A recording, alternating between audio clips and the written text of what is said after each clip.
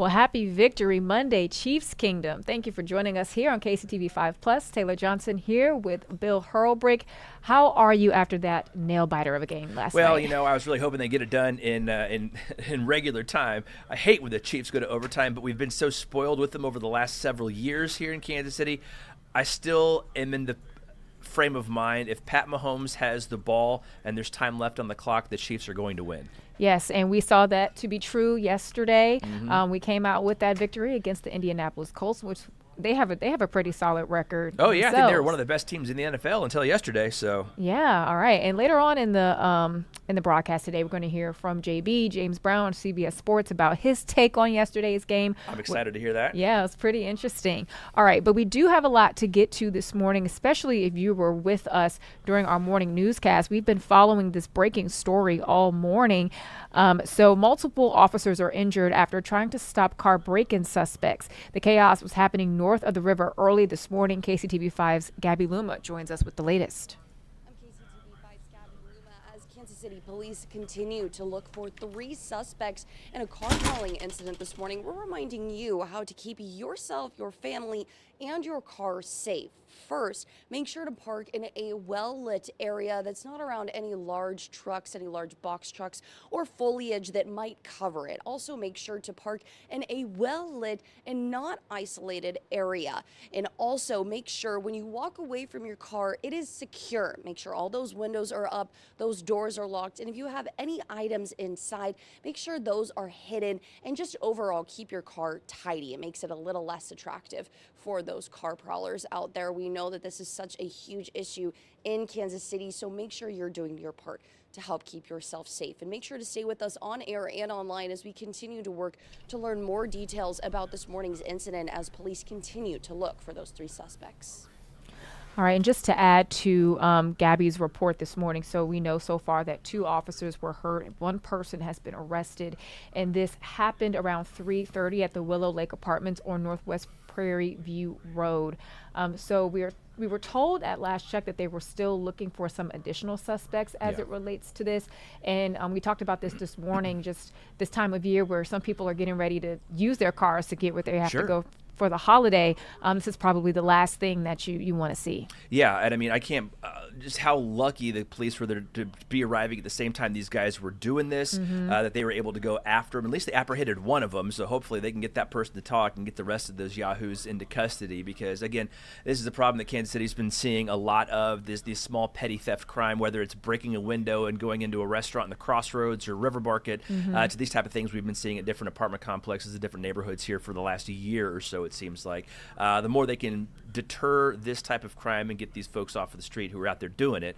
And again, I said this on the show this morning, just what a dumb decision by those people. You know, they were doing a petty crime and they escalated it into a felony by running over a law enforcement officer, which they're not going to take that lightly, So hopefully they can catch rest of those 3 here soon. And, of course, we'll bring you updates hopefully later on when they do make those arrests and bring those people into justice. Yep, we'll have that for you on air and online at KCTV5.com. All right, Bill, what else do we have going on? All right, speaking of finding justice, the man convicted of killing a North Kansas City police officer is set to be formally sentenced today. Last month, the jury convicted Joshua Rocha for killing Officer Daniel Vasquez back in 2022. The jury recommended the death penalty. Vasquez was shot by Rocha during a traffic stop. This is the first time a death penalty case has been sought in Clay County in about 30 years. Now, Rocha is set to hear his official sentencing at 1 o'clock this afternoon. All right, then let's take it over to Wyandotte County, where it's now illegal to sleep outside. City commissioners, they passed a plan enforcing more restrictions, but here's the problem with that.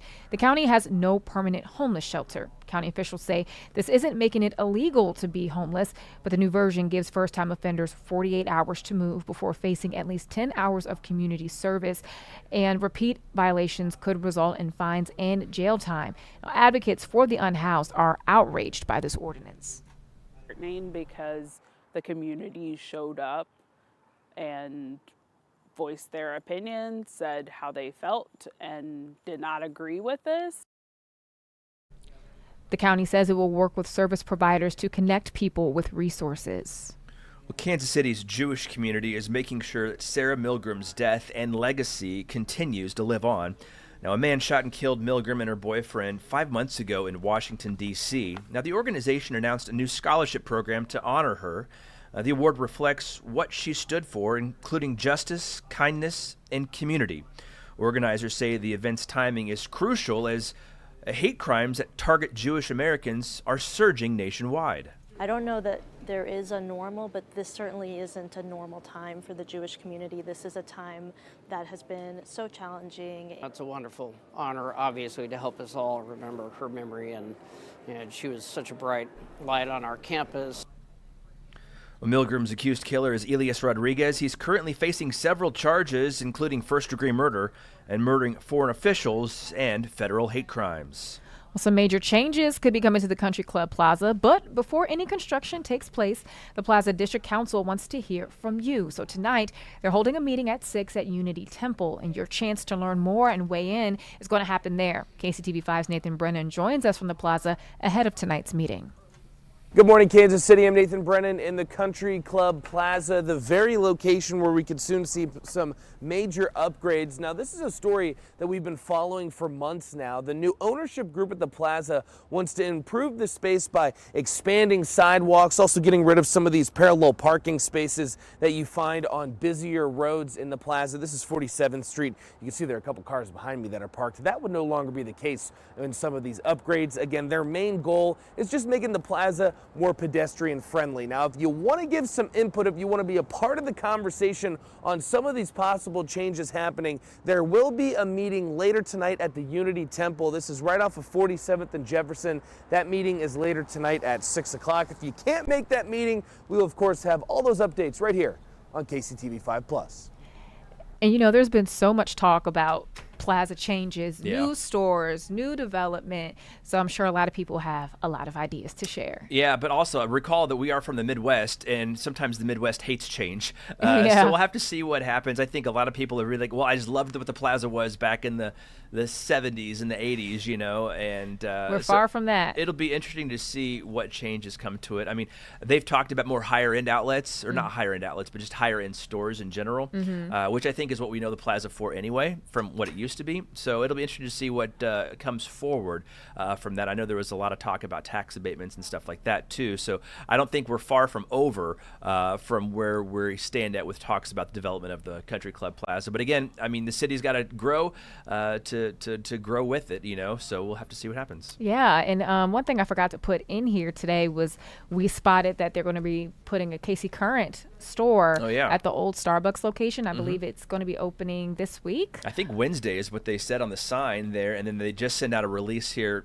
within the last hour or so talking about the store coming down there. So I mean, they've got some pretty neat items there with the current logo and current gear on display. So I'd love to get down there and check it out here sometime. Of course, it's right down, not too far away from Rally House. It's down there in the plaza too. As does Charlie Hustle still have the shop there on the plaza too? They do. I think they might have just moved like the physical location that they were at before, but Charlie Hustle is still there. I saw it. Well, we're going to see a lot more folks down on the plaza coming up here in just a few days as they flip that switch to turn on the lights here on Thanksgiving night. It is that time. Well, speaking of the current and all to do with that. Yeah, how about the riverfront? And we're one step closer to getting the final piece connecting the streetcar from downtown and the River Market area to CPKC Stadium. So over the weekend, leaders unveiled plans for the new endpoint for the streetcar, that new extension that'll open next year. It's a $5 million project that features an artistic metal canopy and sculptural lighting. I don't know what sculptural lighting is, but fancy.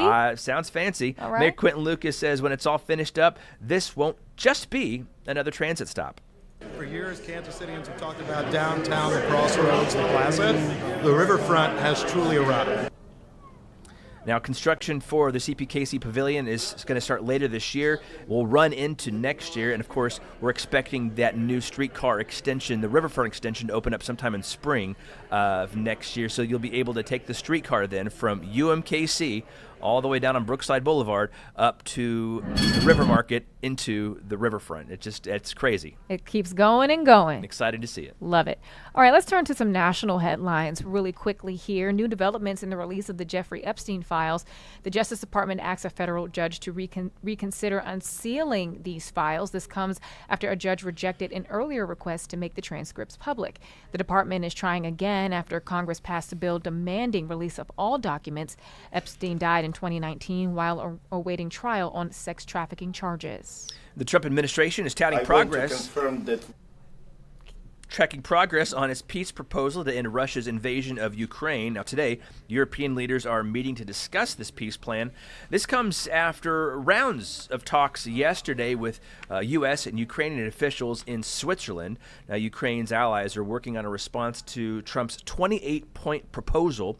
Members of Congress heavily criticized the plan for being too favored to Russia, while the president is giving Ukraine until Thursday to accept or reject the plan. Again, President Trump insists it's not his final offer.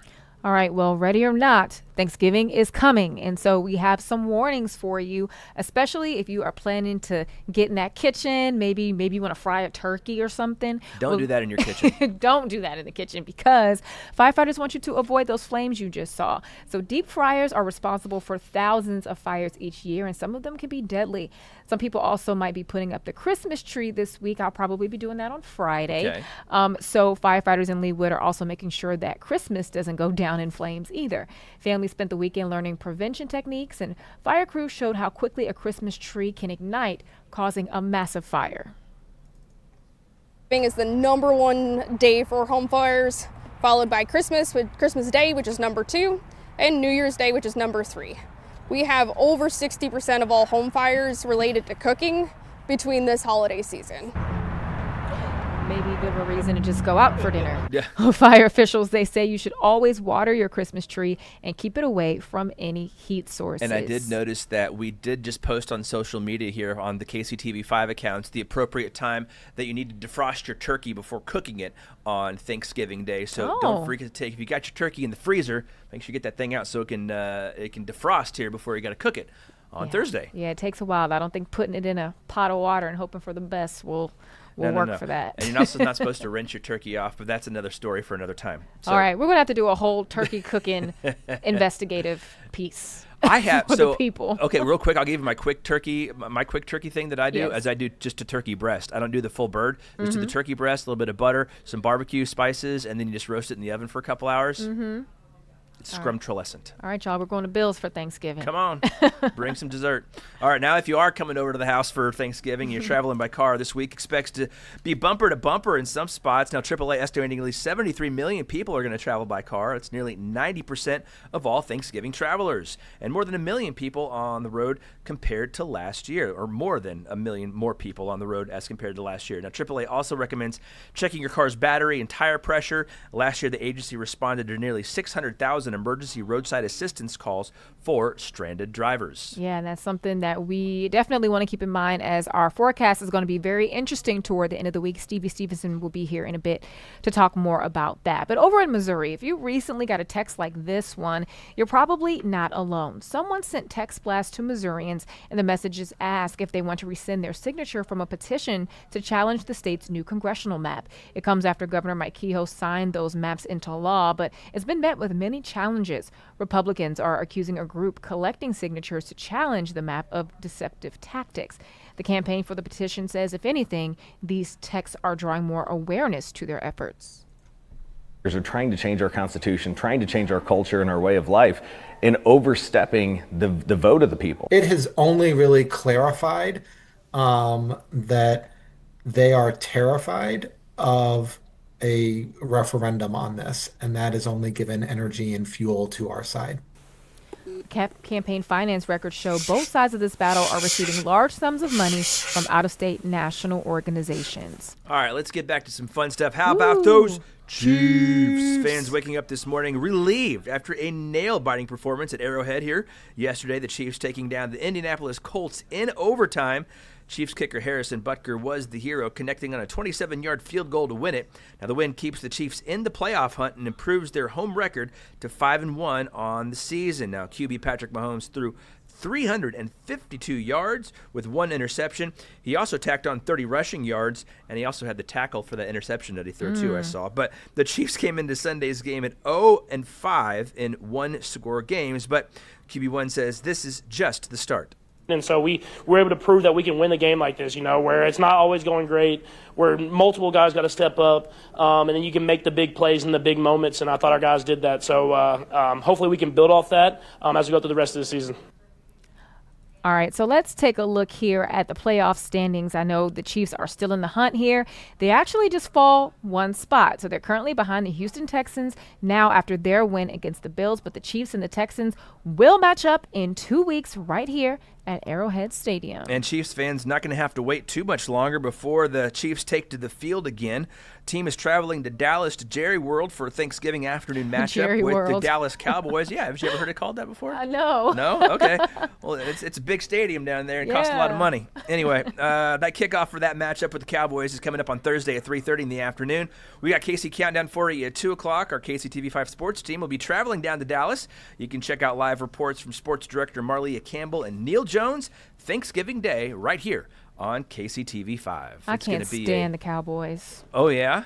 Yeah, it's a region. It's a Washington, Dallas thing. Well, they had a pretty big comeback against the Philadelphia Eagles yesterday. Yeah, so, I saw that. And then the reason I got to shout out the Cowboys is because Cooper Beebe from Piper, Kansas, is one of their linemen. I think he's hurt right now, but hopefully he gets to play on Thursday and can play against his hometown team in the Kansas City Chiefs. So it'll be a fun one to watch. Of course, it's prime time for watching too because it's right at that right spot. Got if that you go plate do Thanksgiving full of lunch. Yeah. It's going to be a great one to hopefully see the Chiefs go up big, and then you can take that little afternoon siesta and then wake up and find out they won the game. Oh, I was thinking maybe like during that time you can let the food digest on the first half, then go for your second round after halftime. That is not a bad idea. Or save dessert for halftime. Yes. I don't know. Well, isn't Post Malone doing the halftime performance here? Okay. Yeah, we got a whole plan for you. Got everything ready to go. All right. Well, speaking of plans, you definitely want to be sure to pay attention to our forecast coming up because it could make some changes in your holiday travel plans. Meteorologist Stevie Stevenson will be right back to talk with you all about it.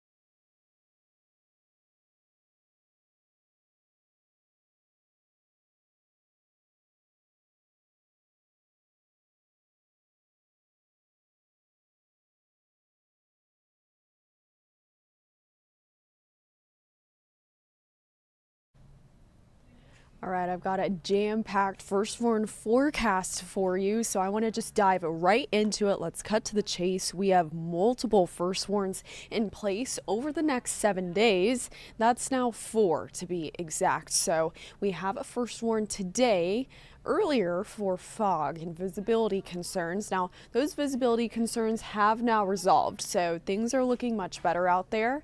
But we still have a first warn in place later on this afternoon and evening for increased rain chances, and we could even hear some rumbles of thunder. Then we move into Tuesday. That first warn is not in place for a rain chance, but instead for fog and another round of visibility issues. We give it a couple days, air things out, dry things out before we then coast into an impactful weekend. So that's when Thanksgiving return travel occurs, of course. So we have first warns in place as we're watching a messy system try to pull through. We want to get you the latest details on that. But first, of course, let's start with today. Let's set the table. First warn in place now for the rain only. That fog is starting to dissipate, so much so that our dense fog advisory was expired quite early, over a couple hours ago now. We are still seeing some clouded up visibility out there, mostly along and west of I-35. And visibilities over on the east side of 35 have greatly improved. So we're already seeing almost fully restored visibility over there. But if I give you a live look outside from our Midwest Heating, Cooling, and Plumbing camera, you can see it's still a very gloomy day. That is not going to change. We are going to hold on to all that cloud cover throughout the rest of your Monday. And of course, we're sprinkling in those rain chances too, which from here on out through the rest of your day are going to gradually increase, so much so that that's why we have that first warn in place. Not only is it gloomy and eventually will be wet, but it's also a chilly one out there. We're only hitting 50 degrees right now, right here in Kansas City, and then we'll barely warm up. Due to all that cloud cover that we have out there, mid-50s today is kind of what you can expect, but you're not so much going to notice the temperatures when we have those elevated rain chances on the way. That's going to be the big player in today's forecast, and why you see that 70% chance of rain will become very clear here in about 30 seconds. So let me show you the newest high-resolution data that we have going on for the rest of your Monday. Let's walk through it. It's doing a really good job of latching on to that activity we're already finding outside right now, which means to us here that that's going to do a very good job at giving us a look ahead at the rain we can expect for the rest of your Monday. So here we go through the rest of your Monday morning. Light spotty activity. If we do find embedded more moderate to heavier rainfall, that's going to occur up towards that Missouri-Iowa state line.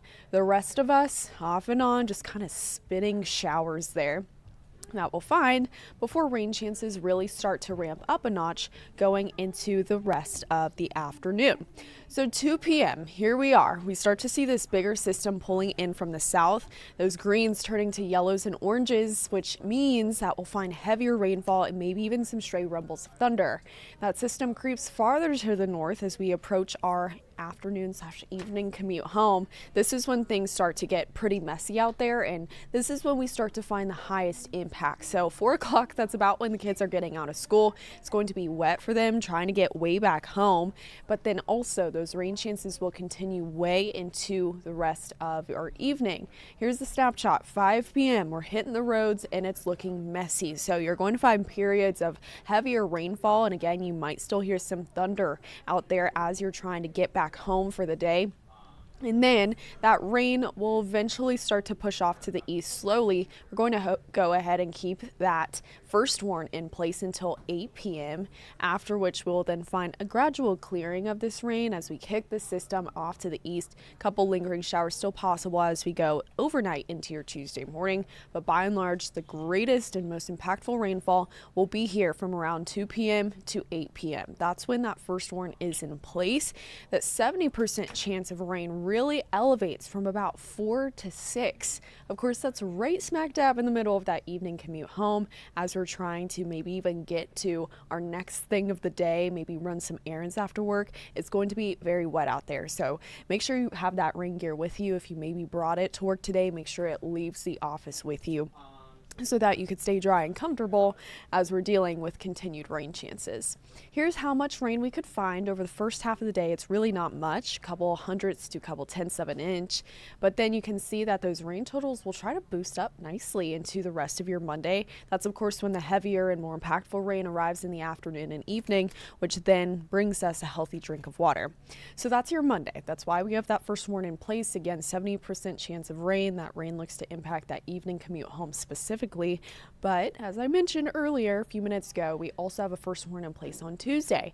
While we do have a 30% chance of rain, that first warn's actually going to be for morning fog that at times could be quite dense. So plan a couple extra minutes as you're getting back home. Rather getting ready to go to work tomorrow. You'll want a couple extra minutes in that morning commute, but then in the afternoon, cold front sweeps through, clearing out rain chances and reestablishing sunshine, but also bringing colder temperatures into the mix. So here's your Tuesday. You'll be able to see that cold front passing through very quickly and clearly here. We could see spotty rain showers through about lunchtime. Then we push those off to the east. Here's that clearing of the clouds from west to east, and then we get on with a dry rest of the Tuesday, and that will even hold and keep us dry into your Thanksgiving holiday. So Monday, off and on rain, first warn for that. Tuesday, first warn for fog, and then we'll find a cold front, which then takes us into a drier and cooler Thanksgiving.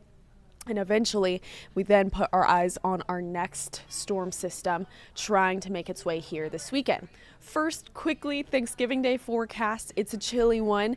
If you're out in the morning, maybe running some last minute grocery errands, it's going to be cold, feeling like the low 20s, though we will be in the mid to upper 20s. Temperatures only peaking in the low to mid 40s on your Thanksgiving holiday. Now, we are seeing some returns on our future models, future longer range models that try to put down some sort of wintry mix on Wednesday. I really don't think that's likely. I think if we find wintry mix or travel impacts this week, those will actually arrive for the return travel. So on your holiday weekend, on Saturday and Sunday. These models have been switching up a lot, so I don't want you to put too much stock in what exactly they're saying right now, but the signals are there for some sort of wintry mix or rain this weekend. See, as that switches back over to rain as we go Saturday into Sunday, and then a wet end of the holiday weekend, even rain would impact that Thanksgiving return travel. So that's why we're keeping such a close eye on it. And of course, we'll keep you updated every step of the way. Here's a quick look at those precipitation chances, all those first warns that are in place, which you can also see here on your Security Bank 7-day forecast. 4 first warns in place. That is today for rain, tomorrow for fog, and then Saturday and Sunday as a messy system comes through and looks to impact that Thanksgiving return travel. There's a lot of time between now and then, so we'll continue to iron out those details for you. So make sure you stay tuned in with us, and Taylor Johnson will be right back.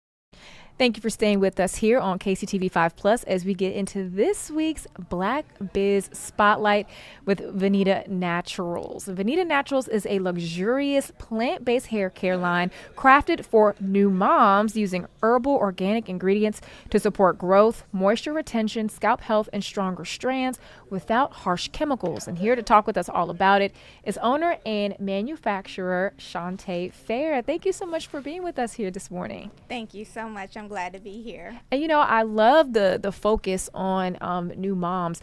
Funny enough, one of our colleagues, she just went on maternity leave on Friday. It's her second child, but still. So talk about how you came to that target audience.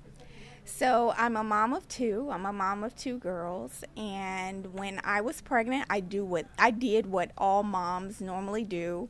Scouring the stores, looking for products that would be safe for both me and baby. And I really had a tough time. I was starting to research all of the ingredients on the back of the labels, and I really was not able to find what I was looking for. So I ended up getting what I felt like was the best product that I could get for the time, and then I began the formulation process. And so how do you go through the process of creating your own formula? Where does that come from? Did you have any background there, or was it just like, I'm just going to give this a try? So before me and my husband conceived, I was making my own hair products, just minimally, just a small conditioner and a hair oil.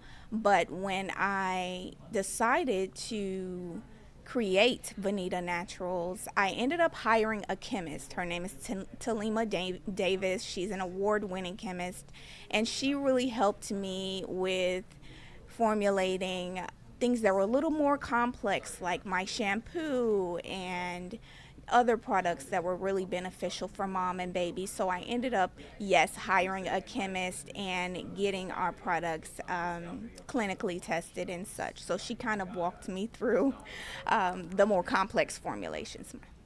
And one thing that you talked about as you were walking through your journey and getting started was when you were having the experience of trying to find the right products, that there were like so many ingredients on the back of the label and you're trying to decipher, what's good and what's not.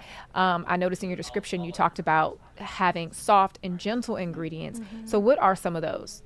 So my shampoos and conditioner have a base of hibiscus and rosemary. That's kind of like where I started. A lot of the formulations I was concerned because they would have labeled as being herbal, or they would look very natural and appealing, but there were no extracts, there were no herbal products in the formulations. They seem to be very synthetically formed with a bunch of synthetic chemicals. So my products are very unique because they're formulated with those organic herbs, and they're infused in the products that make the products extremely beneficial for both mom and baby.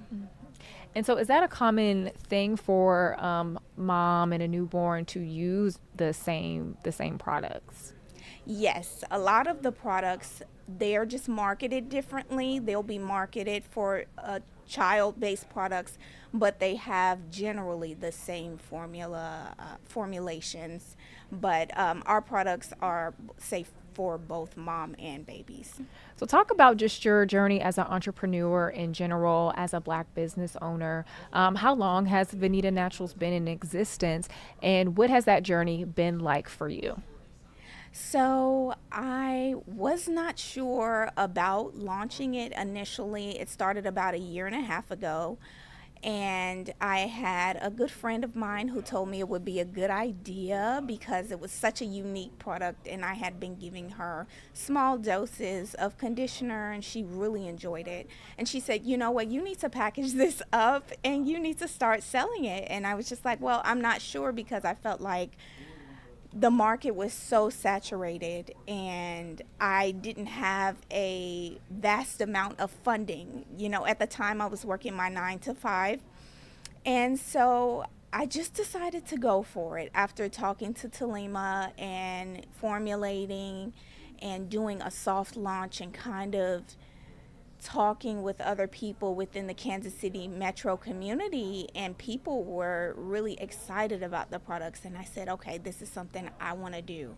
So I just put myself out there. I did feel like my products stood out because of the organic ingredients and the infusions and the handmade aspect of our products, and that they're very intentional. We're very intentional with our ingredients, and I wanted to really convey that to my audience, that I'm very passionate about what's being put out there and what we're putting as a community on our skin and in our hair. And so that really, I feel like, is conveyed to our audience. But yeah, that's been my journey thus far, and I'm very excited about the growth. I'm very excited about the community locally. People are very accepting of what we're doing, and we're just building a community of support for mothers. And this is one less thing that when you're coming home with baby, or if you're pregnant or even expecting, this is one less thing that you have to be bothered with. And I'm taking a look here at your website, and one thing that really stands out to me on your About page is how you say that women often pour into others before themselves. So you created this space where care, nourishment, and restoration begin with something as simple and powerful as hair care. And I know in the Black community that your hair it's your crown, right? I mean, it's a way that you express yourself, but also too, it is a form of self-care as well. Can you just talk about the importance of emphasizing that piece? Yes, I really love that part of my website because it speaks to a lot of what we do on a day-to-day basis. And right now, our community is experiencing a lot of burnout. A lot of us are just really at doing a million things day in and day out. And I really wanted to emphasize community building around these products, and not only intentionality with the fact that they are handmade and organic, but that it is made with mothers in mind, and really just being intentional with letting them know that this is one less thing on your plate that you have to worry about. These products are very safe, and they're not only safe, but they're beneficial, and they're going to get you the results that you need. And also just talk about the importance of, mothers having that one less thing to worry about, especially new moms who are trying to navigate it and try to figure it all out, who might even take for granted that this one product could create such a positive change for them as they navigate motherhood. Yes, I think that's so important. And we're actually beginning to build a community. It's called Commencing Community, and we want to really engage with mothers virtually and in person, doing group sessions, and just really building community in the Kansas City metropolitan area. That's really important to what we're trying to build. Awesome. So it sounds like a lifestyle brand in a sense. I think people for sometimes think like lifestyle is just maybe like products or clothes or whatever. Mm-hmm. But I mean, community groups, things like that, it kind of gives me that vibe. Yes, I'm definitely excited about that. And like I said, the future and the growth of the brand. I never thought of it that way, but yeah, I can agree with that. Yeah. All right. So let's give folks just a look here at your website. How can they find out more about Vanita Naturals, and maybe even get in contact with you if they want to take part in these groups that you have? Mm-hmm. So you all can feel free to visit our website. On the website, there is a section where you can put in your email. I send out a monthly newsletter where we are giving you updates on the business, where you can find us as far as pop-ups and events, hair care tips, and community-based events as well. So feel free to visit our website, and then our Instagram page is kind of where you can get that real world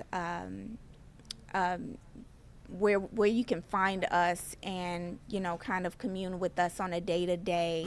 And that's Vanita_naturals on Instagram as well. Awesome. And I love your brand colors. It just feels very like natural and like earthy. Thank you. I ended up doing a rebrand. That's not how we started at all, but we did a hard rebrand, and I had a marketing specialist, and she is absolutely amazing, chef's kiss. Yeah. And she really helped me with a lot of that and kind of visualizing where the brand would go. So that's kind of what people see, but that's not where we began. Yes, evolution is so important, right? As we continue to grow and develop. Awesome. Well, Shantae, thank you so much for being here with us today. Thank you. Thank you for having me. Of course. And we are going to take a quick break, and we'll be right back.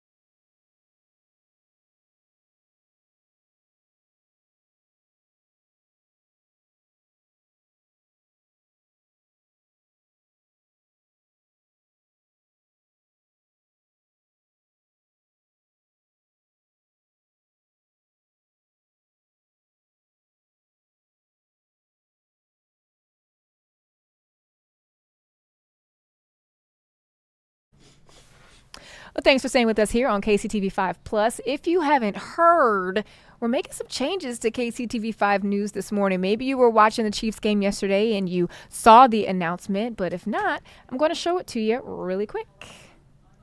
Need to brighten up your morning? Look to Luke. It's going to be nearly perfect. First Warn 5 Chief Meteorologist Luke Doris joining KCTV5 News this morning, December 1st. Look to Luke to help plan your week. It's just hard not to be outside. And get your family ready with Luke's bus stop forecast. Sweatshirts and jackets and coming back home, really pretty nice. Set the tone for a great day. Look to Luke for that forecast. Sunny and warm. This is what we want this time of year. Look to Luke on KCTV5 News this morning, starting December 1st.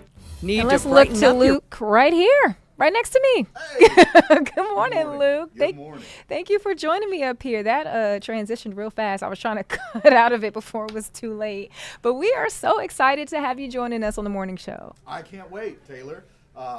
You know, it was a bit of a shock whenever all the pieces came together that this is what would be happening. But I am pumped because we have a goal of round-the-clock coverage where we serve our viewers in the best way that we can. And our mornings, we've been trying to find the right fit for quite a while and just figuring out how can each of us be the most effective in whatever spot. And my management came to me and they said, would you be interested in mornings? And, you know, I got used to evenings real fast because I don't have an alarm clock. You know, I can sleep in and stay up late. I have breakfast with my kids. And there's a lot of things that were in my life that were kind of set, and we built our life around that. So then when they came to me and asked me that, at first I had to think about it. But then whenever it set in that, hey, we could start the day with how we want to message the weather as a team. And then the rest of the day, everybody can just make minor adjustments as we work our way from afternoon into evening. And it just seems like this is going to be a great plan for us to be able to bring the best forecast for each part of the day, around the clock covered. So Melissa's going to take over evenings. Melissa is amazing. We love Melissa. And, yeah, she's fantastic. And she's experienced. She's comfortable in that role. We trust her there, and you can too. So she's going to take that, and we've got Mike Nico's going to be moving into the day side.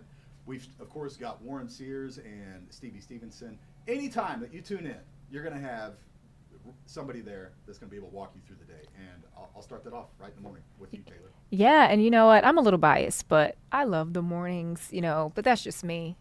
I just love how versatile it can be, just going from the hard news of the day, and then we have we have a little fun on the desk as well in the mornings.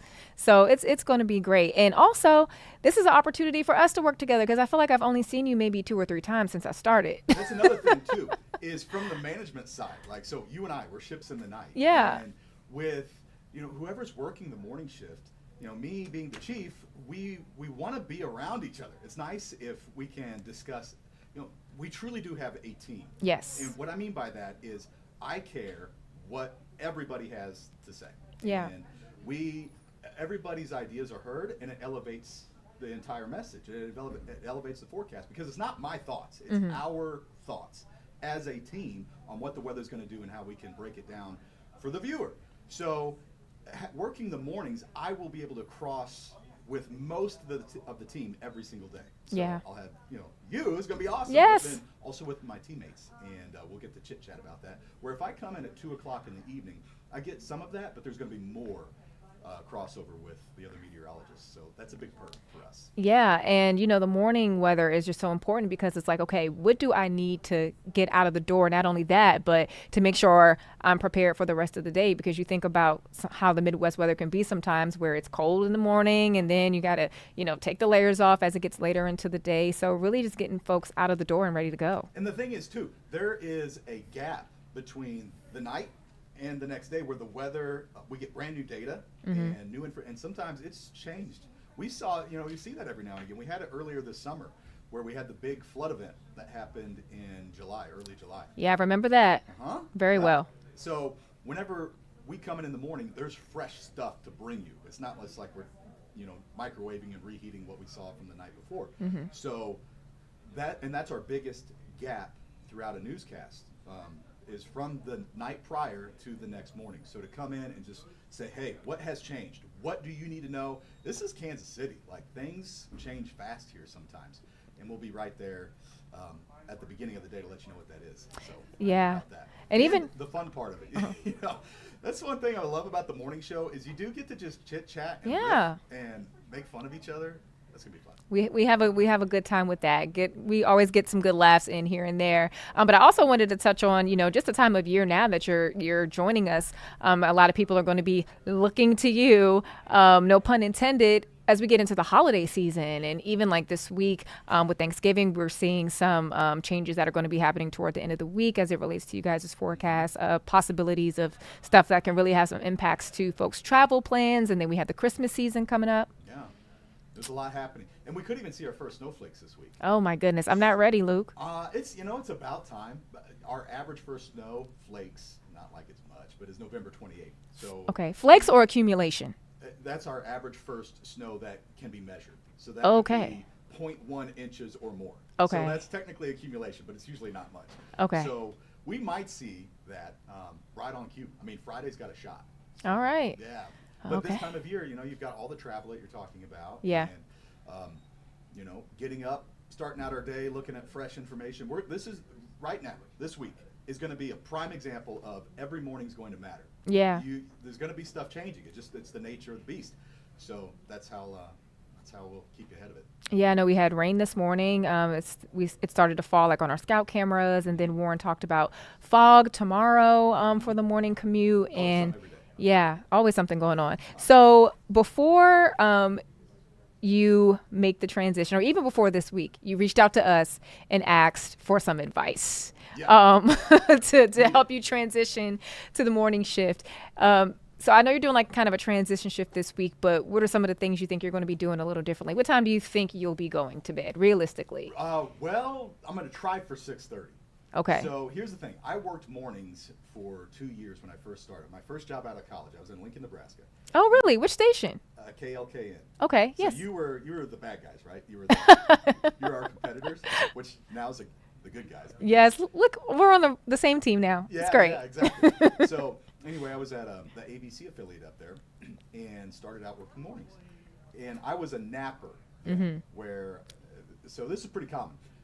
In TV, there's no normal schedule. Everybody that's in TV's got some funky schedule. In mornings, you wake up at about 2 o'clock. I don't know what time do you wake up? So my alarm goes off at 2:50. 2:50. You're doing okay. Not great. but better than most, I feel like. Yeah. So I think I was 2:30 at the time is when my alarm would go off. Okay. And I would work until 12:30, and then I'd go home. I would nap for a couple of hours. Actually, I had a second job. Oh. And then I would go to my second job, and then I would go back to bed 9:30, 10 o'clock. So you could have a somewhat normal life with that, but the problem is, for me, whenever I split my sleep up like that, I never really got fully rested. It was a bunch of kind of extended naps. Yeah. So I'm going to try my best to do all at once, which means I'll go to bed about 6:30, something like that. Yeah. And then get up at 1:30, 2 o'clock. And you're in a different place in your life as well. I mean, you have a family, and that's something that I have not experienced yet. So it's like I can just, have silence and go to sleep whenever I want to.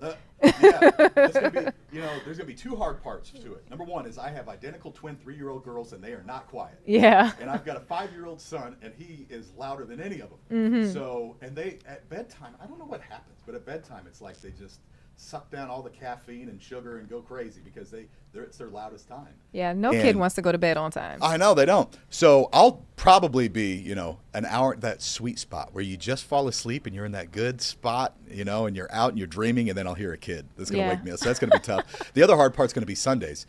Sundays are rough. It's been many of Sunday nights into Monday mornings where I just don't feel like I got into the REM sleep. And Monday morning, I'm just like dragging.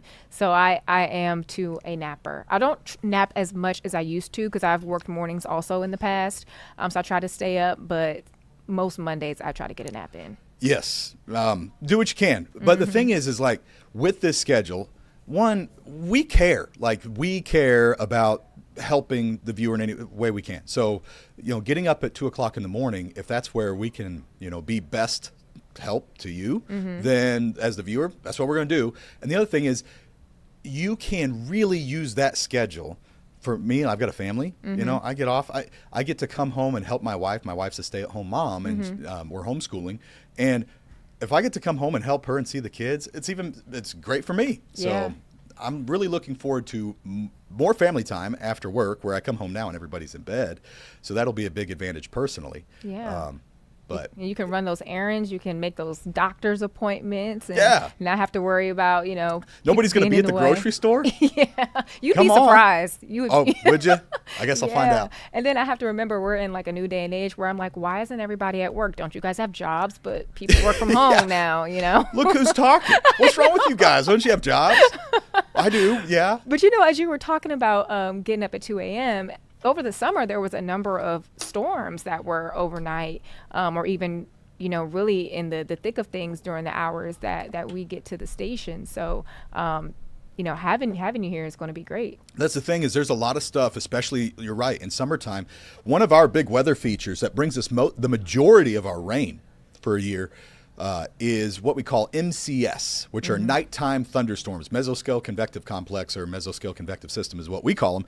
But just think of a big cluster of thunderstorms. This happens all the time, where they fire up in Nebraska and Kansas, like near sunset in the summertime, and then they march their way toward us, and then it's 2, 3, 4, 5 o'clock in the morning that they pass through Kansas City, and they bring us, nasty mornings and rowdy storms overnight. And what that used to mean is I would stay, I come to work at 2 o'clock in the afternoon, and I would stay till 2, 3 o'clock in the morning. Yeah. And now it's like, I'm already here. Let's go. Let's go. So, Luke is ready yeah. to go. All right. And speaking of which, Luke is going to be joining us next Monday on December 1st on KCTV5 News This Morning. So be sure to tune in with us then and every day after as we get excited to welcome him to this new shift. And I'm going to be sending you well wishes on the adjustment to your schedule and your life. But I think you'll be fine. Send well wishes and sleeping aids, would you? Sleeping Get some aids. melatonin in there. I've actually never used melatonin. It works. But I use I light a lavender candle because that's supposed to kind of help calm you down. So we'll work on some things for you. All right. Look forward to it. All Thanks, right. Taylor. Thank you, Luke. And we're going to take a break and we'll be right back.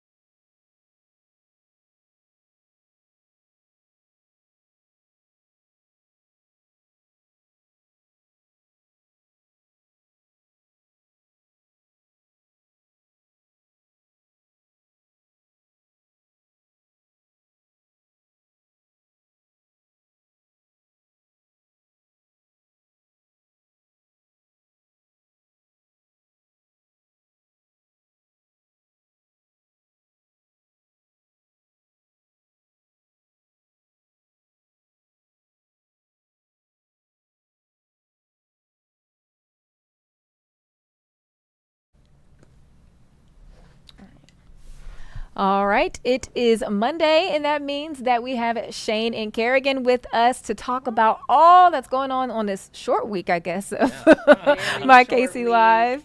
Thank you guys for being here. Thank you for having us. Yeah. Okay, so first of all, Shane, I want to say how happy I am for you that you guys had the steak bites this morning. Yes. Yeah, we talked about this last week that. because you were gone last week, Yes. right? Yeah, we talked all about the diet, and yeah, Chef Jill had said she was going to do something because each week she makes stuff, and I'm always like, that looks really nice. Like, I'm sure it tastes great.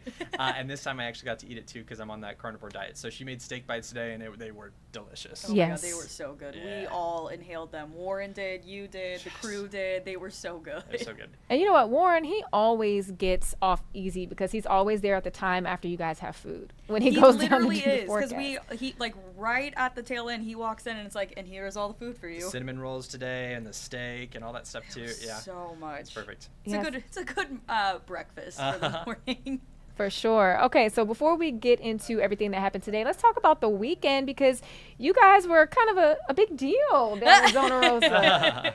Yeah, we got to MC Zona Rosa's Christmas lighting this weekend on Saturday. It was a lot of fun. It was so cool. If you've never been before, you have to go. I mean, the place gets packed, especially right before you Oh my light gosh, the tree. yes. Santa Claus showed up, and he rode this like really cool old-fashioned fire truck down the street, came up on stage with us, and the kids just went crazy. Pretty much anytime you mentioned Santa Claus. Yeah, anytime we would say Santa or the big man, it was like a buzzword for them, and the kids just started screaming. It was so but fun. no, it was so much fun. We got to have a lot of local music. Cassie Joy, which was She's on The Voice. She was Winner on of The The Voice. Voice, I wasn't think she? so. Yeah, I Yeah, think she won and The so Voice. she performed. She performed with the Grinch, which was super fun. But no, it was a great time. We got to see some KCTV5 viewers who came up and said hi to us, which is always so much fun when we get to interact with people who watch the show. Yeah. No, it was great, and there's obviously some great drinks and things there Yes. too.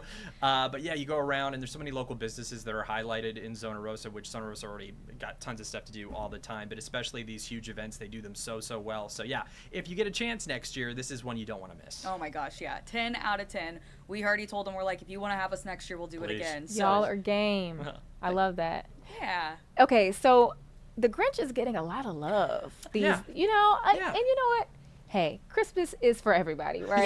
Yes. And I To feel like each their own. yeah, I feel like in recent years it's been more like Grinch appearances as much as there are Santa appearances. No, I agree with that because I know our boss, Carrie Hibbler, her grandson, Bennett, is obsessed with the Grinch. Like, he honestly could not care less about Santa. He's like, I need to see the Grinch. I need to He talk was like with in him. a Grinch onesie, Yes. meeting Oh the my Grinch gosh. out there. Yes, Yeah. and then like my niece Everly, she also like loves the Grinch. I'm like, not that I had any beef with the Grinch growing up, but like I was more of a Santa girl. I was like, I need the man that's in charge of the list. Well, and here's Like- the thing. Like, I think I always forget that the Grinch story ends with him, like, coming out on top. Like, his heart True, growing yeah. and him being a good guy at the end of it. I always think of the Grinch that's stealing everything, but I guess at the end of the movie, he's kind of a good guy. Yeah, So no, he is. But it no, makes sense. Grinch, he's making a comeback, I guess. Well, we're happy for him. Yes. We're A all little rooting bit- for the Grinch on this one. Rooting for the Grinch. All right, you guys. So, what happened this morning? What was going on? I saw the steak bites. Yes. I believe I also saw something else about like a house or like transforming your house or something like that. I try to look up at the TV every chance I can. Listen, there's a lot of different things that happen in just one show, so it's fair to be like, what happened? We had Indoorsy Market was here, so they have a really fun market that's going to be happening this weekend at Zona Rosa. Yep. It's in the old Forever 21, so they joined us, and that was super fun. Virgil's Plant Shop was on. Yes, they also have a pop-up coming up this Saturday for Small Business Saturday, too, so you can go out there. They brought bunnies with them, and they had some delicious cinnamon rolls that obviously I didn't get to try. Yeah, but you we didn't brought get one to up. try it, but look at this bad boy. They look are at that. massive. See, that's the like one the you had size was of your like head. a pumpkin. The pumpkin like caramel. Caramel, yeah. So good. If you have not had bunnies, you need to have these cinnamon rolls. They're so good. But no, so we did that. Like we said, Chef Jill was here. Yes, the home transformation thing that you popped your head up and you saw was Summit Homes. They are trying to make home ownership more affordable here in the Kansas City area, and so they're building a lot of cool homes. We got to show off one of their model homes out there too. So it really is like you can look down for a second on my KC Live and then look back up and you're like, wow. And it's something else. Completely different. Yeah.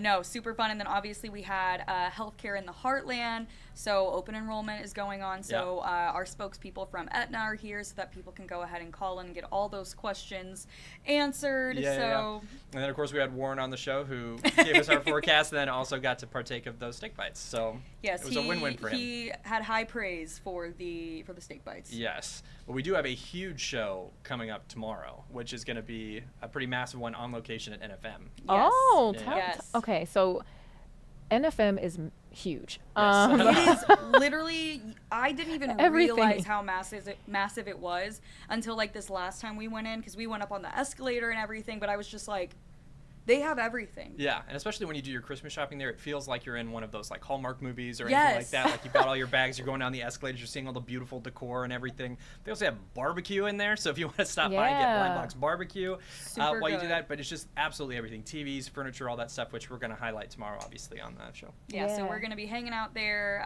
We're going to be talking with all the crew. We're going to talk about their Black Friday deals, about all the cool events that they do, because honestly, NFM actually also hosts a ton of events that are really fun, especially because, again, it's so massive. So, like, the fact that they have a whole event taking place in one section and you can be in the other side of the store and have no idea. You have no idea what's going on. No idea. But, yeah, so we're going to be doing all of that tomorrow. And then Wednesday's show, which is our last live show for this week, because we will have Thursday and Friday off so that we can hang with our families. But we'll have Franny Joe's on. So she makes... well, basically like Sloppy Joe type mixed stuff. It's super good, locally made. So she joined us on the show, but she'll be joining us again. We'll have Shop Lynn and Annie Austin. They'll be coming on to show some different fun winter fashions. Of course, Latrice will be here. We love Latrice. She'll be up here. We literally actually had, when we were at Zona Rosa, the Christmas lighting, one of our viewers came up and they were like, I love Latrice. Is she just as amazing as she seems on TV? Exactly, and we were like, yes, it is exactly, she is exactly who you see on TV. Yes. And she is just like, she is a hug personified. She's actually the perfect person to send you off into a vacation as well. Like, you just get all the positive vibes and you're like, all right, gonna You're take like, some and PTO. now I'm ready to go. But yeah, so we'll have her. Hy-Vee is actually going to be coming on as well on Wednesday, because they have started carrying a local product by a KC small business owner. It's called Cartwheel. So basically, like your cart, it's for parents. So that way, when you go to your car and you're like putting your groceries up, you can almost like park it. So that it's like a break. So that the grocery cart doesn't roll away if you've got kiddos in there. So not even if you have kids, just in general. I can't tell you how many times I have gone chasing after a shopping cart. That'll humble you real fast too. Especially when you're just like you're doing just the like, shuffle to oh try man, and and everyone's watching. You're like, no, this is wait. fine. It's fine. The struggle. Shout out to that person for that invention. Listen, so she'll be on Wednesdays. She'll be showing us all of that. It's super great. We just also love that Hy-Vee carries so much local products in their stores, which is super great. And then on top of that, we'll also have Pink Dinosaurs coming in, because they have a brand new T-shirt that they're going to be sharing, and some of the profits go to obviously a small nonprofit organization. So yeah, just a lot of stuff. Helen Austin will be here. Like, we're just cruising. Yeah, packed right before Thanksgiving. Yeah. Yeah, literally stuffed like a turkey. Like a turkey, pretty much. Yeah. That was good, Tay. We'll give you that. We'll give you that. I do what I can. So you have a short week, but as we start to look ahead to December, do you guys already have some plans set for that as we are looking toward the holiday season? Oh man, I mean, yes. On December 8th, we're going to have our small business gift guide show. So we're going to have all local businesses. It's going to be an entire hour dedicated to shopping small for your Christmas gifts. And then I think it's on December 16th. Shane is going to be out live for the entire show at Union Station, so you'll get an inside look at obviously Holiday Reflections, which just kicked off, Science City, and all just the fun stuff that they've got going on. Yeah, and if you've never been to Holiday Reflections before, we'll obviously show it off a little bit, but it is like one of the coolest things you could probably do during the holiday season. You just I think both of us sort of lost our breath a little bit when we got to get a little sneak peek of it. When you turn the corner and you see all the lights, the huge tree, the trains, they've got singing dinosaurs and penguins and all this stuff. I mean, it's absolutely insane. So your kids are going to love it for sure, but even the adults, I think you come in and you're just like, oh my gosh. I walked in and I FaceTimed my mom. I was like, you don't mind if I take a minute? I need to show Diane this. I was like, Diane, do you see all this? Look at this. Look at these little villages and all of it. But no, so those are kind of the fun, big things that we've got on the docket. But again, obviously, all through December, we'll be showcasing small local businesses that you guys can support for the holidays. Keep those dollars with some local. really good gift ideas. Yes. Yeah, we can use those for Secret Santas, White Elephants, family, friends. So much stuff. Yeah, I feel like you can never have too many options. No, you need all the options because you never know what your family members are going to want. Because I know for me, my nieces and nephews, it changes every single year. Yeah. I'll be like, I feel like I have my finger on the pulse this year of what they want. And then they're like, Aunt Kerrigan, I don't like that anymore. And I'm like, yeah, okay, I'm like, you everyone's guys, sorry. you're not big Bluey fans anymore? Is that a thing? We've switched, I we've just got changed. used to Bluey. Okay, that's fine. But no, so lots of options for all the viewers. Yeah. Awesome. So as we get ready to go into Thanksgiving, we know, Shane, you are doing something a little different than the rest of us. What's going to be on your Thanksgiving plate? I'm gonna have to bring my own steak. I'm gonna watch everybody else and cry. It's gonna be the steak in a bag. I picked literally the worst time of year to try and like start this up again, because it's cinnamon roll season and it's turkey season. I love stuffing and macaroni and cheese, and all of that is not allowed. So you can have turkey though. Can you not have turkey? I can have turkey. Okay, I was like, I'm just not a huge turkey guy. Well, you're gonna have to be this year. I know. You're gonna have to unless just let I it bring go. my steak in a bag and watch everybody else, which is probably what I'm gonna have to do. Gosh, it's no not carbs. even like it's a No carbs. fancy bag. Like it's literally your most generic Ziploc Ziploc bag, and he's like, "Here's my meal." It's a And you're nuts like, and bolts type of diet. I'm just putting it in my mouth and just moving on. just moving on. Yeah. Gosh, so what about you, Kerrigan? What are you gonna have on your plate? Oh my gosh. Okay. Well, I'm gonna be spending it with my mom and my dad because my sister spends Thanksgiving with her husband's side of the family. Mhm. So my mom, she makes ham, turkey. I'm big on mashed potatoes. Yes. And I put my corn on my mashed potatoes and then the gravy on top of all of it. It's my favorite. It's how my Mima always did it. So like I'm gonna just be inhaling that and putting it away. But then she also always makes for every holiday. She'll make cucumbers and vinegar, which is like my favorite little snack before we you don't like any of this, but No. but that is what nice I'm and going to refreshing. be eating is all of the mashed potatoes, corn, and gravy. I'm very sorry. No. That's not, well, you know what? Don't knock it till you try it, because what it tastes like, salt and vinegar chips. Is that kind of what the vibe is with The cucumber and vinegar? Yeah. No. Well, because it's apple cider vinegar.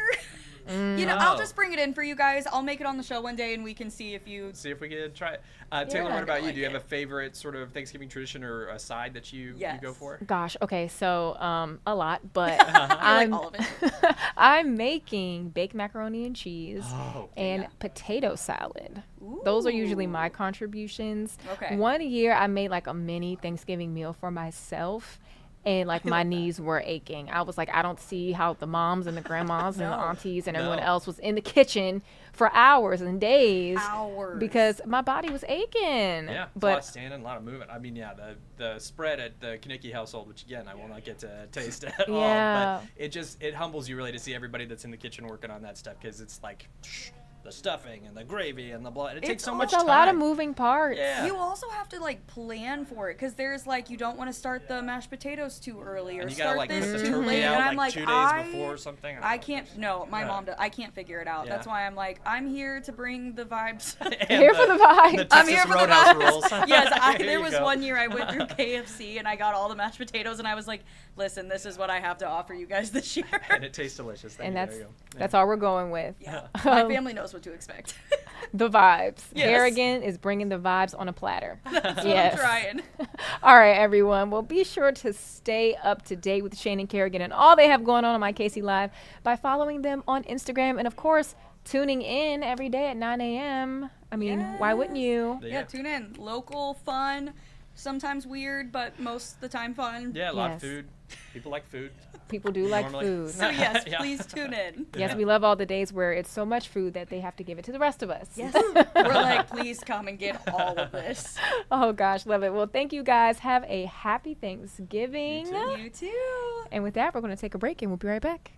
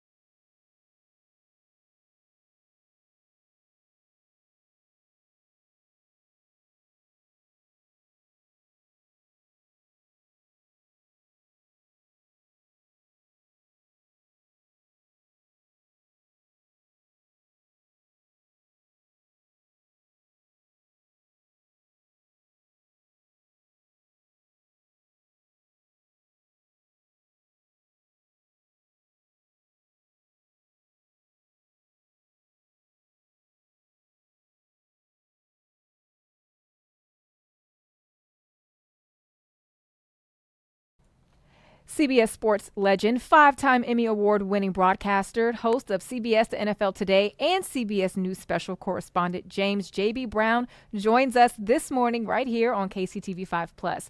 He's talking with us about his selection of national nonprofit Gen Youth as his charity of choice for the second year in a row for this year's My Cause, My Cleats NFL fundraising initiative. And, of course, we have to ask him his thoughts on last night's victory at Arrowhead Stadium. Join me in welcoming J.B. Brown with us here today.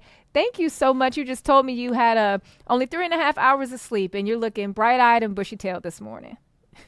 Hey, so Ms. Taylor, now I'm one who is engaged in a lot of self-deprecating humor. I see you guys lifted that shot from a news story that I did that was in St. Louis, by the way, for the evening news.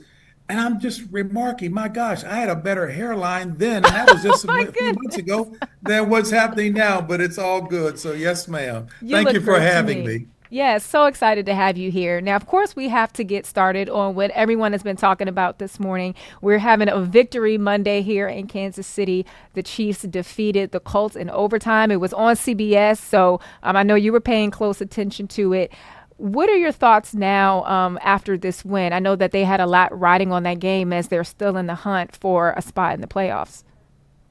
So, Ms. Taylor Johnson, you know more about it than I do. That was, even though Bill Cowher doesn't like to use the expression a must win, I say that was a must win for the Kansas City Chiefs as they stay very much in the playoff hunt. Look, they have it in their DNA. They know how to win. They don't panic. Andy Reid even said that coming off of last night. And you guys seem to get it done even when the numbers don't suggest that you can. One of the biggest challenges for Kansas City has been scoring touchdowns in the red zone area, 1 of 6 even last night. But these guys will find a way to win no matter how ugly or what's necessary. You don't want Kansas City to start feeling good about themselves. And this may be too granular. Coach Reid will get on my case, but I'm loving the fact that they ran the ball last evening. That's the way you control the clock and the action. And certainly Kareem Hunt was very significant in that regard. But people don't want to see a fired up, successful, in the groove Kansas City Chiefs team because they've been dominating the winning column for the last 4 or 5 years in the league. Yes, and I know folks are hopeful that they will stay in that column. There's still some hope for a Super Bowl, but we know this Thursday they're going to be facing off against the Cowboys down in Dallas. What is your outlook for that matchup?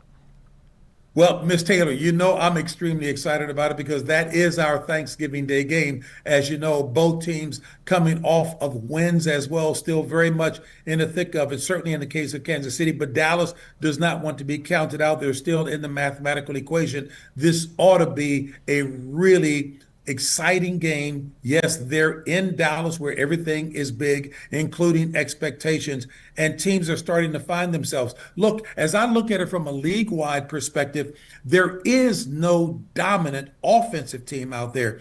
This year, from a big picture standpoint, defenses have been dominating the action and some surprise teams that have done well as a result. I won't get so granular in that, but Kansas City is very much a team that people do not take lightly. Everybody puts their best foot forward whenever they're playing the Chiefs. This ought to be a great Thanksgiving Day matchup. Yeah, I know I'll be watching with my plate full of food, looking very forward to that. All right, so let's get to... But obviously, you're running and exercising better than me, so you can afford the plate full of food, Miss Taylor. It's genetics. I'm going to hold on to it for as long as I can. We'll see. Good. All right, so let's talk about why we are here today. We're here to talk about My Cause, My Cleats. What can you tell the folks at home about it? So, you know what, this is an effort that's put on by the NFL players. Some 1,000 players, coaches, and supporters are engaged in these specialty design shoes for the purpose of raising funds, as you're looking at pictures there when I was in New Orleans a couple years ago, to support the effort against food insecurity in schools and also low activity by youngsters as well too. These are many of the participants, many of the board members. You see some of the chefs who are involved with Gen Youth, and that relates to their Super Bowl event, which is called Taste of the NFL. I am thrilled because check these numbers out. Some 40 million students are being fed at some 76,000 schools around the country. And it's because of board members that I'm blessed to be associated with who, while quite successful in their own business pursuits, have an even bigger heart to attack this issue of food insecurity and low activity level amongst youngsters. And that's important because, especially for young people who want to be active and want to play sports, if they don't have the nutrition to keep themselves healthy and, agile to be able to play these sports or do other activities, it's not really possible without having what they need. No question about it. And even you're right when you talk about their ability to be able to participate in sports, but even going to a granular level, if you will, in terms of being able to learn in school. If kids are going to school on an empty stomach, if there's no activity engaged so that they can continue to grow healthy, they can't learn with those kinds of challenges, fundamental challenges that all of us can impact, if you will, by engaging with us. So I just want to give a call to action for those who may be so inclined to want to support this effort by going to My Cause, My Cleats, and what they can do. That supports Gen Youth, but go to genyouthnow.org, genyouthnow.org. And Ms. Taylor, to see the number of young people who are involved, youngsters who are engaging with this, yes, in the My Cause, My Cleats effort, because they gave input to the designer, Dakota Wiley, in terms of what the athlete's shoes look like. Yours truly is definitely not hip anymore, so I needed some youthful input to have my shoes look as attractive as they are right now. But please do that because it is very worthwhile. And I love the motto that Gen Youth has, where they say, if it's about students, then don't do it without students. There's a lot of student input in this, and this is probably the best way of ensuring success and getting the word out to as many people as possible. That's awesome. And, you talked about needing to be a little hip and have a little style with your shoes. So let's talk about these swanky shoes here with Gen Youth on them. So did the students have any input on the design of these shoes? Oh, do they have input? You better believe it through their National Youth Council. I mean, Ms. Taylor, take a look at that. I couldn't have come up with the idea of having the shoes butted together to see the name Gen Youth. I'm pointing to the picture on the toe of the shoe that has pictures of a representative sampling of the kids from the National Youth Council associated with Gen Youth. And you can't see inside the shoes, but in the tongue, there are signatures of the youngsters who are involved. But look at that pair of shoes right there. I've got to get myself a pair of these and see if I can get another pair. I'll talk to Mark Block, who is the Chief Operating Officer of Gen Youth, to see if I could wear those around. Then the kids will know JB has got a little bit of hipness in him, Taylor. I don't doubt they think that at all. So earlier on in our conversation, you mentioned the Taste of NFL. That's going to happen during the Super Bowl, which is going to be in San Francisco, and hopefully the Chiefs will be there. But let's talk about Taste of NFL.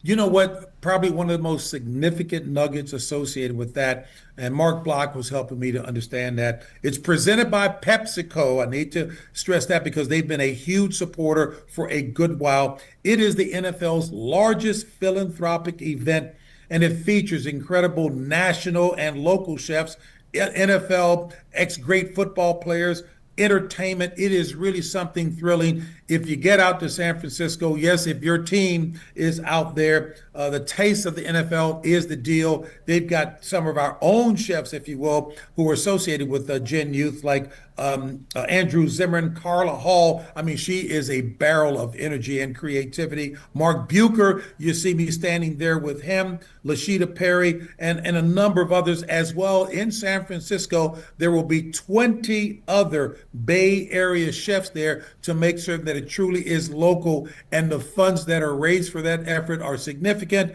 and the folks who attended, it will be a thrill of a lifetime. And again, the only NFL supported and sponsored philanthropic event. It is the largest of that effort. Yes, ma'am. That's awesome. And I just want to ask you, you're a very busy man. You have a lot going on. Why is it important for you to give back in this way? You know what? As we take a look, and you're also an anchor covering a number of things, we can see the challenges that exist in society. It kind of grieves me when I see the level of divisiveness there. But one of the things that we can all agree on is the support of our young people. No children should go hungry in this society at all. And the fact that you've got, and I'm thrilled and pleased, as I may have already said, to be associated with other board members who are very successful in their own right, but they have a bigger commitment to attack issues like food insecurity in our country that's even more exacerbated in this current environment.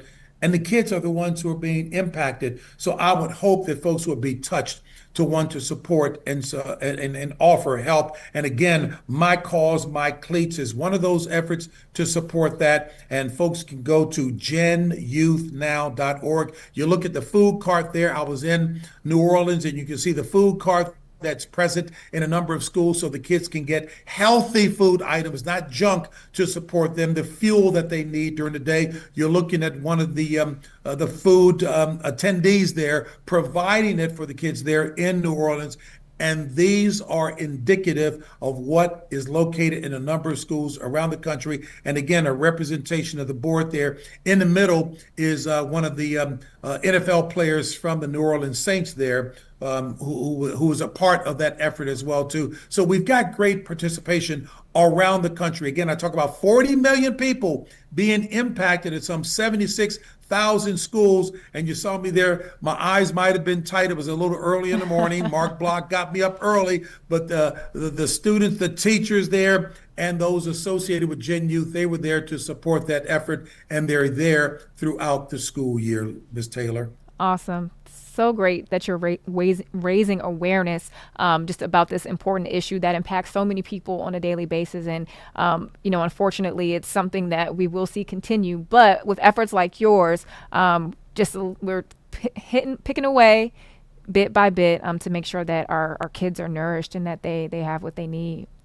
I really appreciate that. Absolutely. Little by little, we can make a significant impact in this. And thank you very much for giving me the kind of time to represent Gen Youth and the board members with whom I work and those who are impacted positively by what we're doing. Yes, ma'am. Absolutely. So before I let you go, I have an off-topic question to ask you by the request of one of my colleagues. They want to know your genuine thoughts about Nate's look last night. It was getting a lot of talk on social media.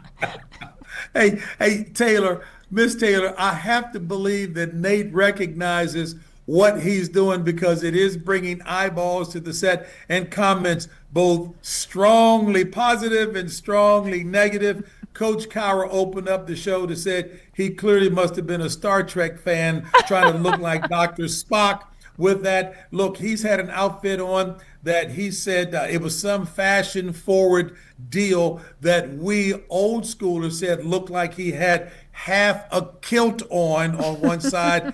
I've got some shoes from back in the day. I would love to splurge, but my wife would not let me back in the house if I were to actually wear them. Oh my goodness, that's funny. Yeah, I saw a lot of Star Trek references, but you know what? I think of it as like couture. It's like a couture piece he had on.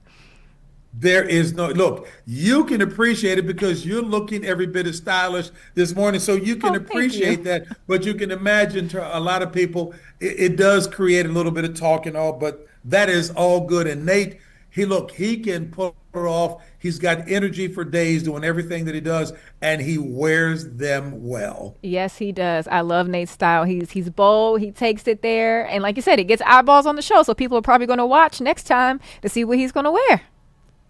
I'm going to take your quote back to him, and that will only encourage him to probably become even more futuristic, shall I say, in what he's going to wear. Love that. Love that. Well, thank you so much, JB, for being with us here this morning. And we are going to take a break, and we will be right back.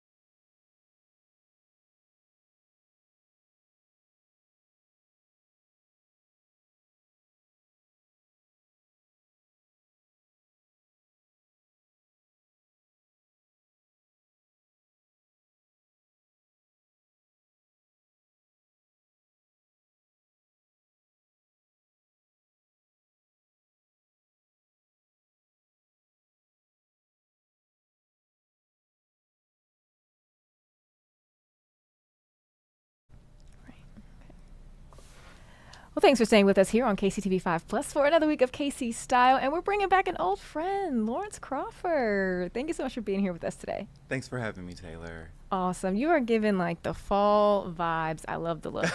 Thank you. I appreciate it. Got to come prepared for it. Yes, for sure. So speaking of being prepared, we're here to talk about the holidays because Thanksgiving is just a few days away. Yes. Folks are going to be gathering with their families. Maybe they're going to be the ones that are hosting, or maybe they're traveling. Maybe they're going out to dinner. Are you hosting? That would be me for sure this awesome. year. So what's on the menu? Man, we're going really heavy on the sides this year. I think that's kind of been one of the trends for this year, given the economy and kind of where people's like fitness goals are, and just like how we want to approach like potlucking and bringing, having an abundance of options for folks. So yeah, I'm doing like a smoked turkey. We got ham, we got beef brisket, salmon, and then we've got like mac and cheese, yams, potatoes, tomatoes, all the greens, stuff. So beans. greens, cabbage, all that. So I'm really excited to be hosting my family. Just under 40 folks coming into my beautiful space. So I'm hoping they are enjoying the fall fashions and the fall food. All right, and so as the host with the most, what are you gonna have on? I mean, there's a lot of work that goes into that, but you still want to kind of have it put together a little bit. Yeah, we're gonna at least give the impression and the illusion that we've got it put together. But I think it's gonna be super easy when you remember to take care of your core pieces, but also accessorize. You see today I'm wearing one of my favorite things, which is a fedora.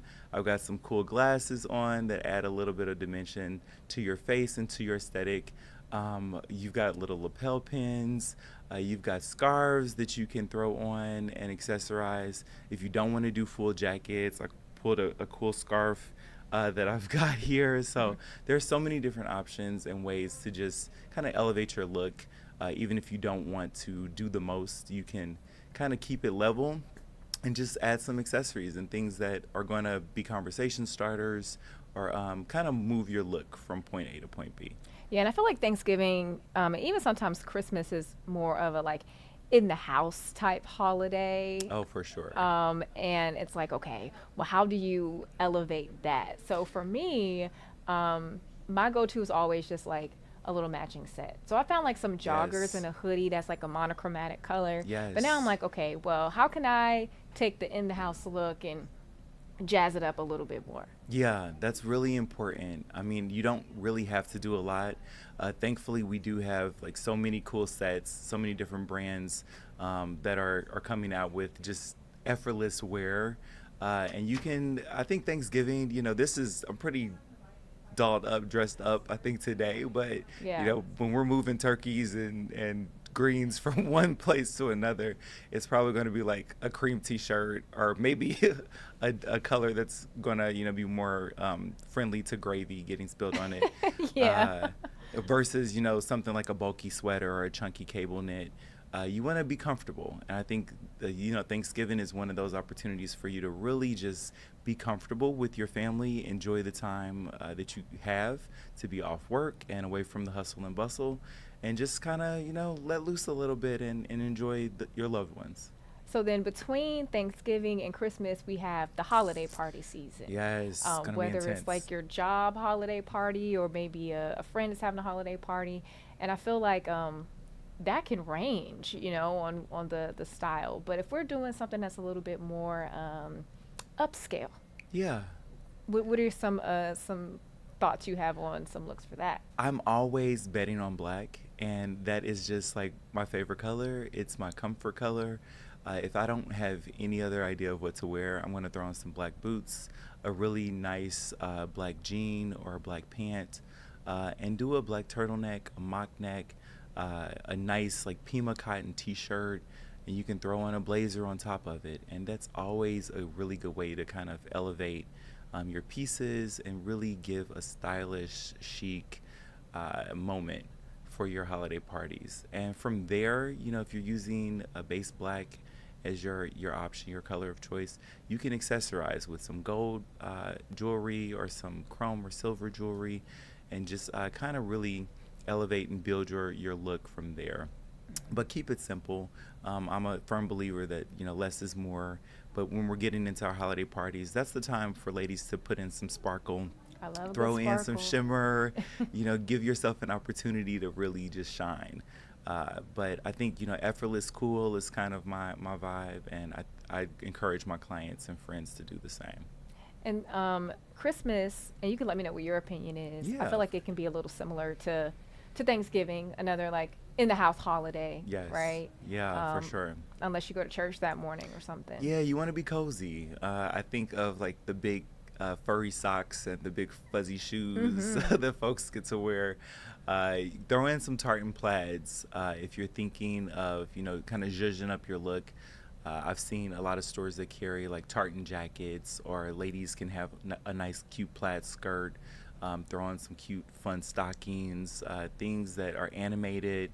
I've got one of the Grumpy Cats. I don't know if you guys remember when we had the Grumpy Cat endemic that was going on throughout the world, but it's got like a ho-ho no Grumpy Cat situation on it, and get something fun or something that's more of a novelty. There are a lot of really cool stores in the Crossroads, downtown, out south, that are selling some of these pieces that you can kind of zhuzh up your holiday wardrobe with. Yeah, having some fun with those ugly Christmas sweaters. Oh man, I can't wait for that. I need to kind of re-up on my ugly Christmas sweaters. I think I've grown out of some of the ones from all of my Thanksgiving, full Thanksgiving. So gotta get some new ugly Christmas sweaters. All right, and then we have New Year's Eve, the main event. Yes. To really like show up and show out style wise. So exciting for that. I'm always again still leaning on the kind of the glitz and glam for New Year's. I think we're going to be back into that space this year. Black is again going to be my base probably for that. I was just wearing a really cool like leather piece. You can get like black in so many different fabrics. Play with things other than just cottons. Get your velours and velvets going. Get some of your leathers. Pull those things out. It's a great time to pull out some cool hats, some fedoras and some cool scullies, or just cool like little headpieces that you can kind of carry through the themes, whatever the theme may be. I haven't really seen a lot of theme parties. I don't know if you've seen any of that for New this year. Yeah, for New Year's so far. No, not at all. And I feel like most of the time a New Year's party is like The Great Gatsby or something. Yeah, like it's that. usually like a 20s, 50s theme situation, but I really haven't, heard of any themes, so I'll have to kind of circle back and see where we're at with that. But I would definitely just encourage folks to dress festive and dress for the new season. Consider, how you're going to close out this year, and make sure that you are really mirroring that with your fashions. I love that. Really channeling just what your goals and ambitions are for yourself through your clothes, that self-expression. Yes. Yeah. Great opportunity to do that toward the end of the year. Absolutely. Setting the tone for 2026. Yes. For sure. So we talked a little bit offline before we got on here about host gifts and how, that is an important element too of this holiday season. If someone is hosting a party, I've been taught you don't go empty-handed to someone's house. Yes, I'm a firm believer of that. Whether it's, bringing something simple for the home or something specific for your host, I think it's really important to be considerate of that, about the host, what they are providing in terms of, food, drink, cheer. If you can't bring anything else, bring great energy. I have to always remind folks of that. We know the holidays can be a difficult time for a lot of folks. Make sure that your energy is reflecting something that is upbeat and that is, comforting. Folks go through a lot leading up to the holidays, and sometimes the holidays are a firm reminder of those things. So I love, really getting to know my host, bringing a warm candle in that can kind of illuminate their home, or a nice beverage or bottle. If they're non-drinkers, there are great like non-alcoholic alternatives that you can bring to kind of keep the party going. Card games, things like I don't know, like coasters, just things that people may be able to use on a daily basis in their day-to-day home. And even like flowers, and I think people are so appreciative when you come, with something. Yeah. But yeah, my grandmother drilled into my head, you don't show up to someone's house without something. I am with your grandmother, 100%. Oh my gosh, this is all great, useful information. Is there anything else that you want to leave with us today as we head into the holiday season? It is here. Take it easy, and Merry Christmas, Happy New Year's, Happy Hanukkah to all. I hope that folks just enjoy their holiday season and enjoy the family and friends that they get a chance to spend it with. So Awesome. And Lawrence, you're making sure that we look the part as well. yes, dress to impress folks, but dress for comfort as well. So. Absolutely. Well, thank you so much for being here with us today. And we are going to take another break, and we'll be back to close things out.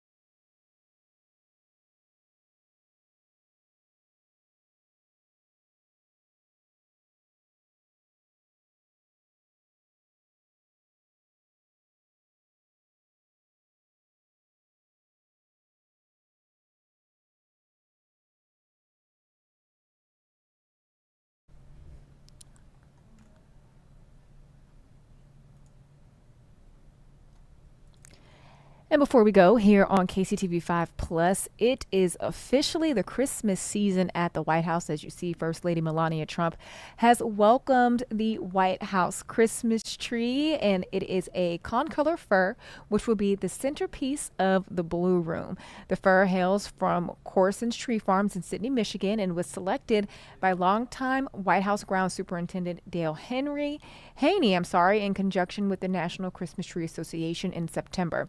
It traveled 650 miles to become part of the annual tradition this afternoon, arriving at the White House in a Clydesdale-drawn carriage for the First Lady's inspection. You can see her checking it out there. So then tomorrow, the president will participate in another White House holiday tradition, as he is expected to grant clemency to a pair of North Carolina turkeys, Gobble and Waddle. Justice will be served for those foul reasons as the president dishes out a pair of pardons and a yearly opportunity for a cornucopia of puns and a moment to give thanks. So we are, again, officially in the holiday season. We're just a few days away from Thanksgiving, where you'll be spending time with your family and friends. And of course, you definitely want to stay on top of things here at KCTV5 as you prep for your holiday travel. If you are leaving out of town, we are expecting to see some changes in our forecast, especially toward the end of the week. So you definitely want to keep your eyes peeled there. So once again, thank you for joining us here on KCTV5 Plus. I am Taylor Johnson. Our new newscast is getting underway shortly, in just a few minutes here, and we will be right back tomorrow morning at 10 a.m. until noon here on KCTV5 Plus. We have another packed day for you, plenty of live interviews and headlines to get into. And with that, we are going to send it to another break, and then our new newscast will be starting. Have a great day.